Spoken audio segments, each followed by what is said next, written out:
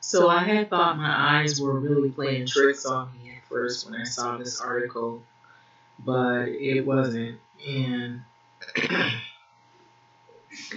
usually I try not to get on the social media now unless there really is something that I see that kind of stands out that really spells trouble, or it is something different or unusual.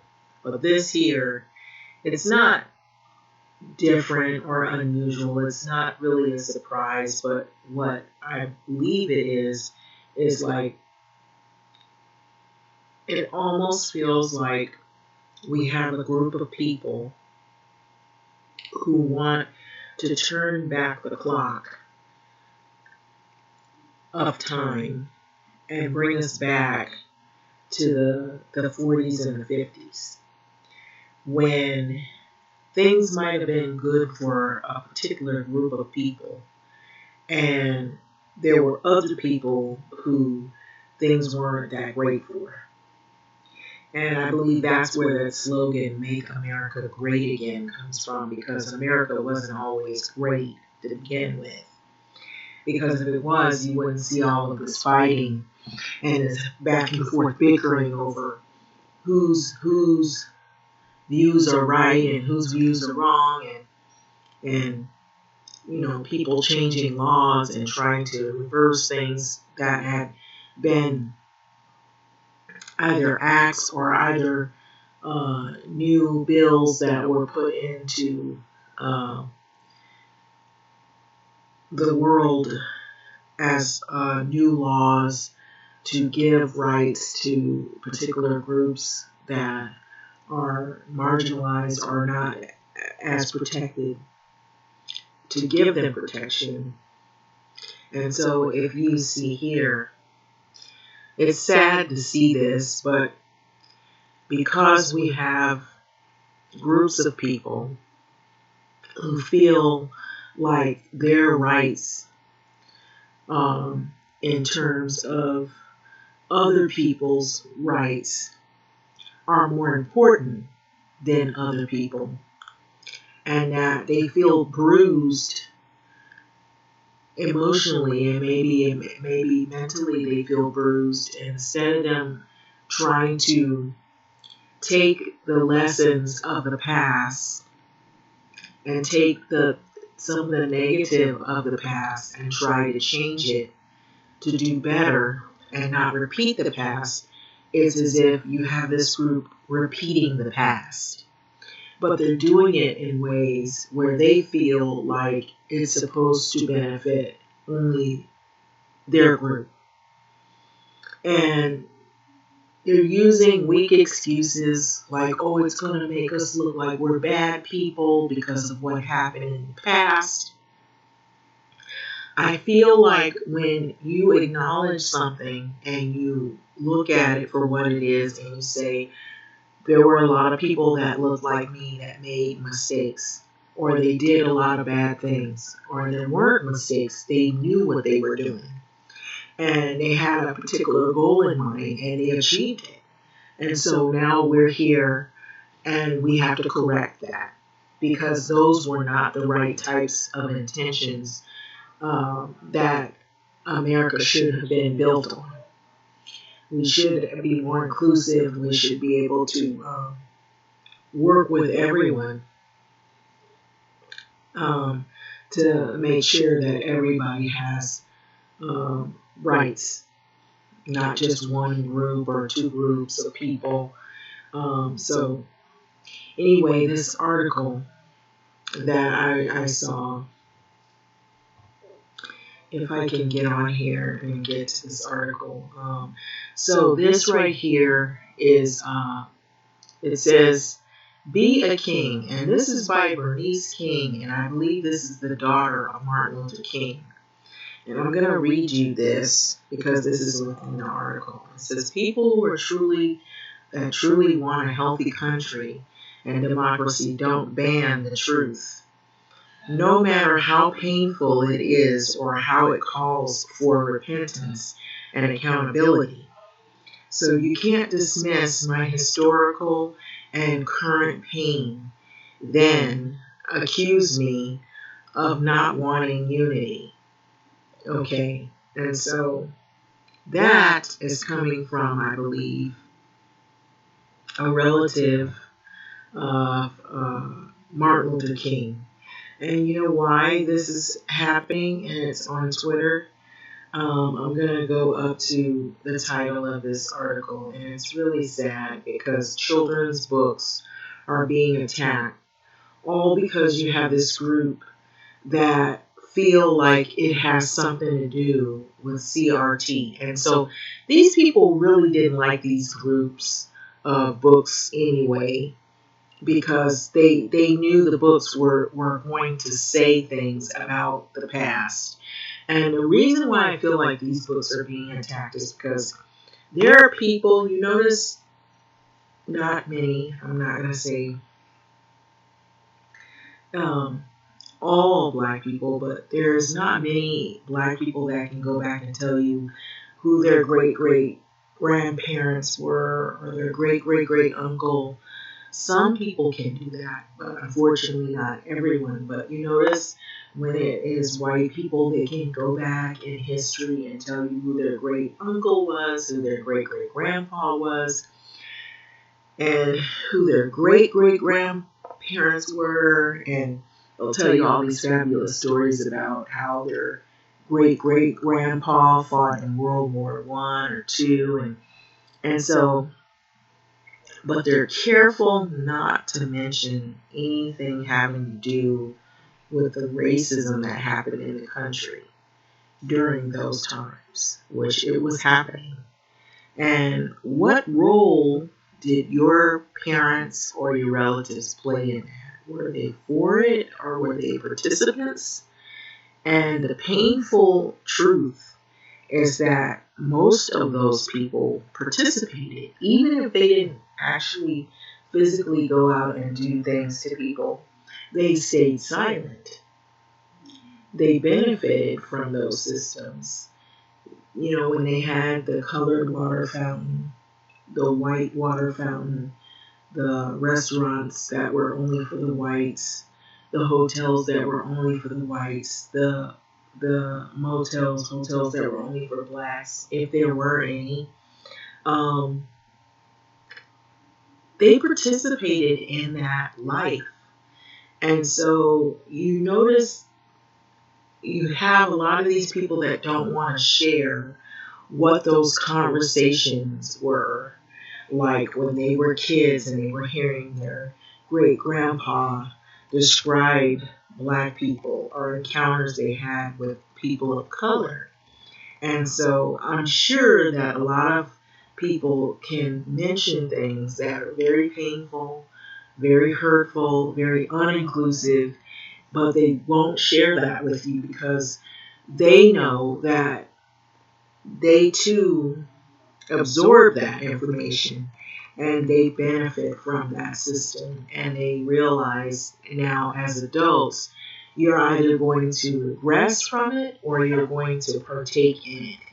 And what we're seeing here today is a lot of people who are partaking in that system even now today. It has never really left. It's just been renamed and revamped, and you have new individuals that are related to the individuals from the 40s and the 50s that are really currently reenacting these things all over again. So we have this with this article here. And so apparently this article has a lot of other little ads, and so it kind of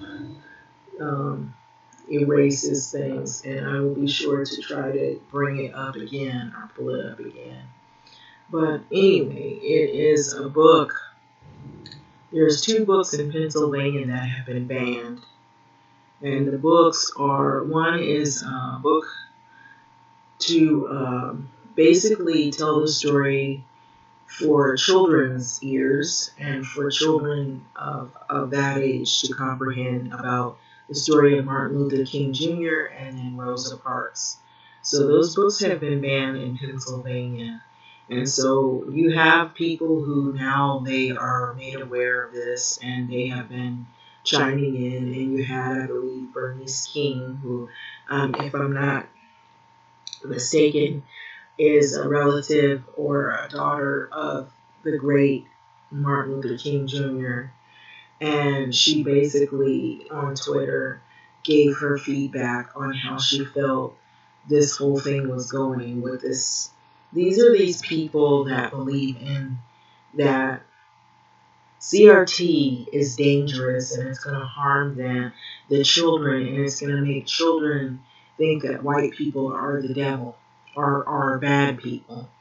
But what that is a weak excuse to not hold themselves accountable for the things that have happened right now and the things that are happening.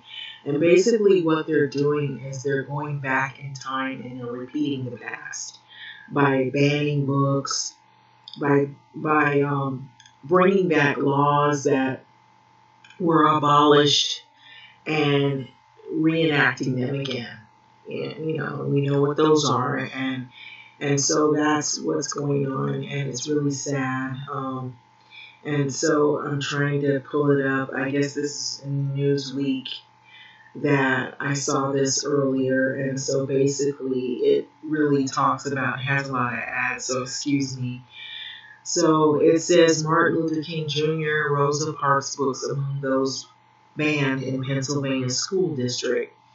And so this right here clip is unrelated to this article, so I think that was the reason why there was so much interference. So that's what I saw in Newsweek, and I guess it's by Toria Barnhart, and so this was yesterday actually. And so it says a school district in Pennsylvania is facing nationwide backlash after an attempt to improve diversity led to a number of books on racial equality and diversity that was banned. And it's being banned. So Jamie and Amanda Hill moved to the Central York School District 2.5 years ago, partly because of its leading efforts to improve diversity in the country, and they told Newsweek, but a state of flux in the district may impact the positive changes.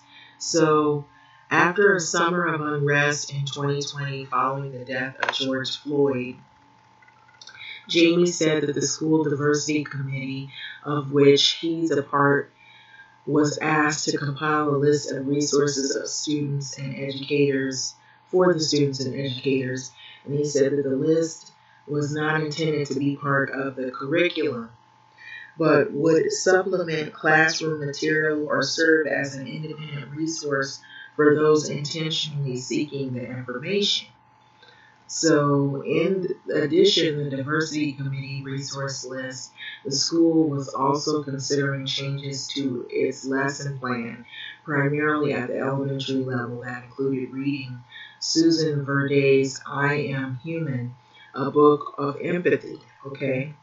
So the school board member allegedly became concerned about the book and questioned if the school would balance the lesson by teaching about empathy for police officers and first responders, Amanda said. So although the cover of the book features a non-white child, she said its message is about the power of good choices and being kind, not race, right?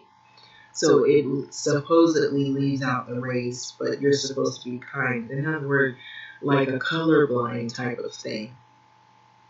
And so the Central York School District School Board President Jane Johnson said in a statement that a significant portion of the district's parents complained over the content of the material. So in November, the school board opted to freeze this material. And so Johnson told the local news station WGAL that it was because the parents felt the material was promoting unequal treatment of individuals on immutable characteristics.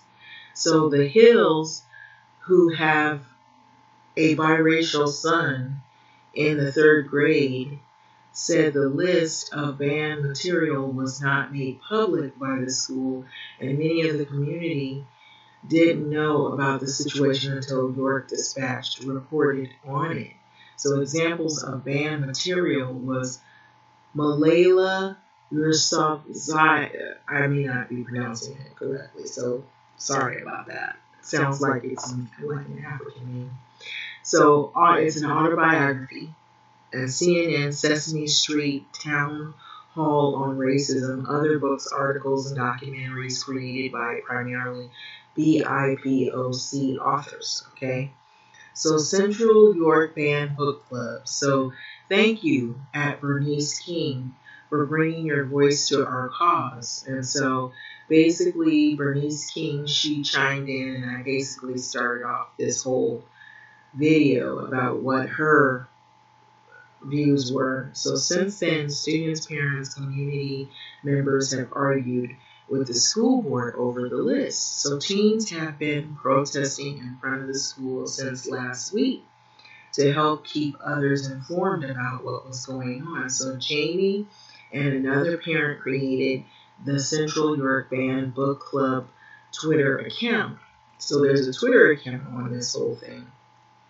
And so there's a Brad Meltzer who he chimed in. He said, "Unreal, we missed it because there were so many other books on there. But Central York School Board also banned our I Am Martin Luther King Jr. When you're banning Dr. King and Rosa Parks, you're on the wrong side of history. Thanks at CY Band Books." So this comes from Brad Meltzer, and I agree with him. He is so correct on that. And so it's sad. So we have people that are trying to bring back the mistakes or the things that we want to correct.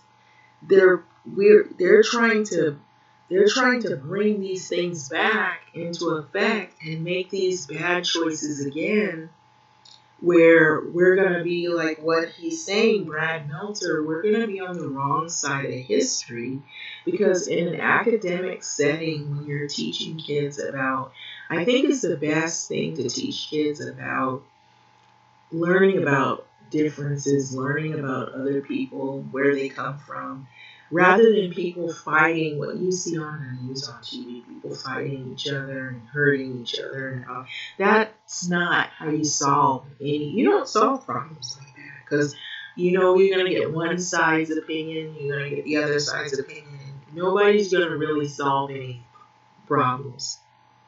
It's just going to add to the problems and make matters worse.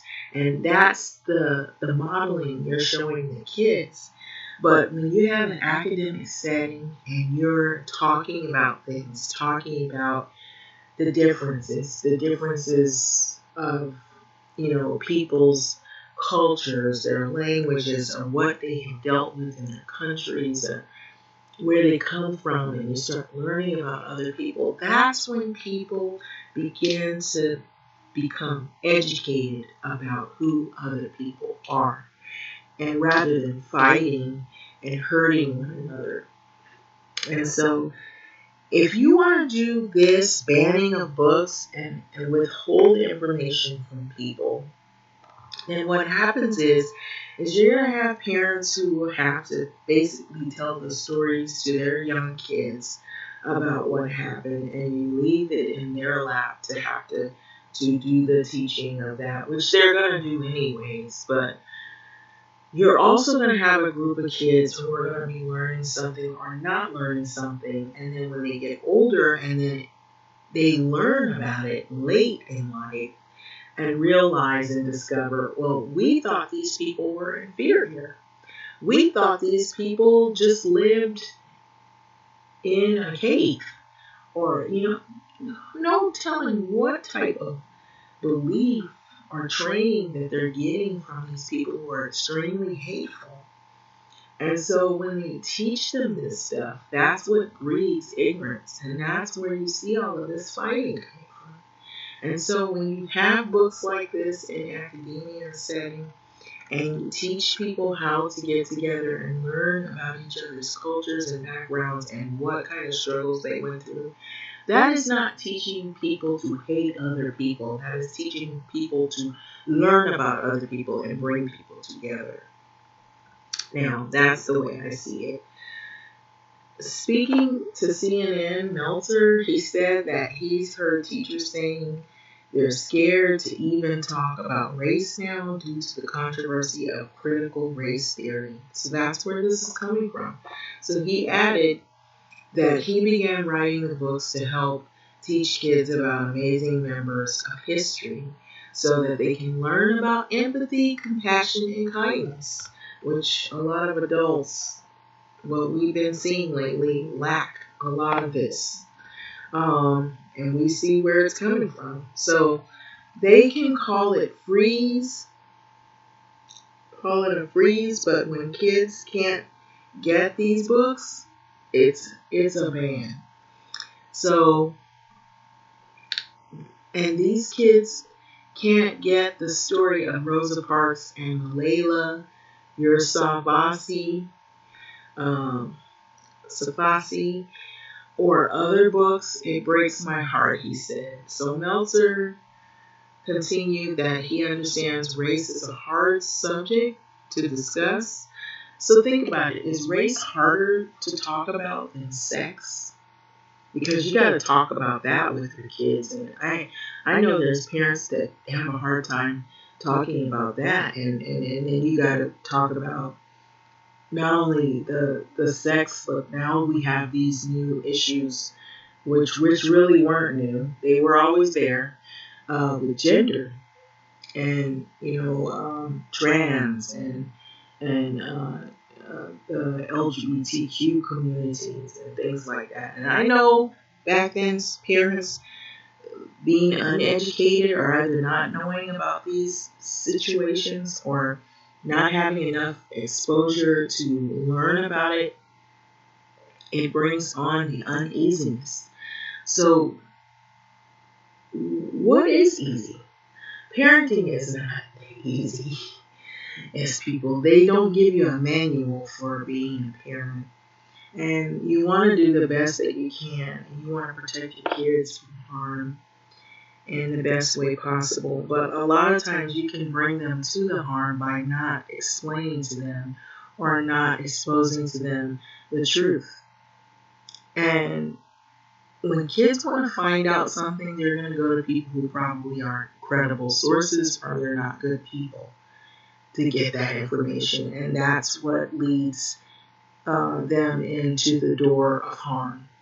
And so I would feel more comfortable with my kids learning about some things in academia setting than to go out on the street or meet some peers and learn about something which they won't learn about it the right way. It'll be the wrong way, or it'll be something negative, possibly. Or it'll lead them into the arms of what you're trying to keep them from. It'll lead them right to it, and it may not be all the things that you chose for them, and so that's why, you need to embrace some inclusivity so that, this is a changing world, and, the youth are tomorrow.